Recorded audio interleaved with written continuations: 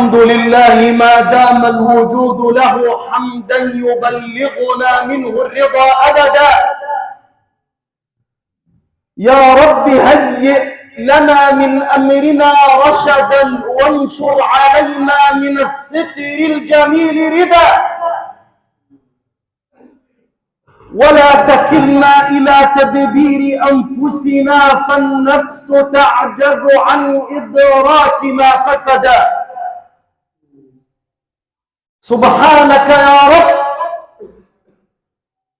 يا مدبر الأمور، يا من تعلم خفايا الصدور،